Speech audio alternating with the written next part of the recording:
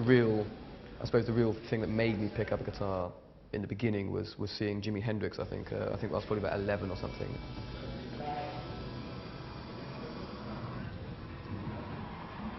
I remember seeing him set fire to his guitar, and I thought, well, come on, you know, that's got to be the way forward, hasn't it? You know, and any instrument that you're allowed to set fire to, and people actually cheer you on. I mean, that's got to be an instrument worth playing.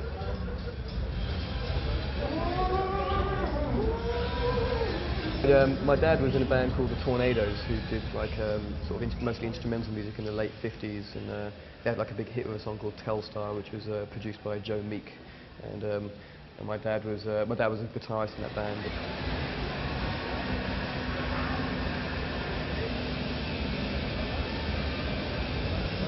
Had all the stories of like my dad I think he did a gig with him as well, Harris, and the Beatles were playing in some venue in Manchester, and there were so many girls screaming trying to get in that even the riot police were actually ended up with the band in the dressing room, like the women riot police. So those kind of stories I sort of grew up with, and I think that always sort of made me, I suppose, excited by the world of touring, you know, for obvious reasons.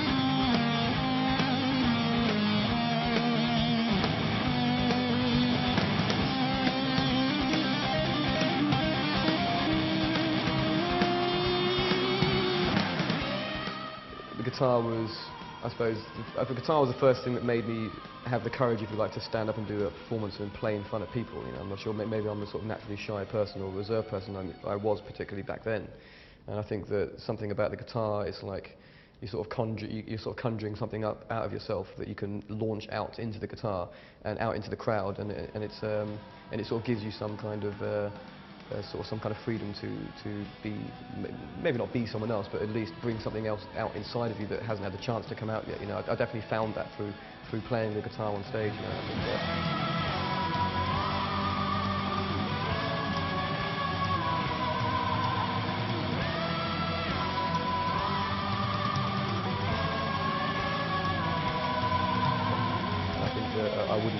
I definitely wouldn't be a stage performer or playing in a band, I think, without being able to play the guitar. I think it was that made me want to get into bands and be on stage, you know.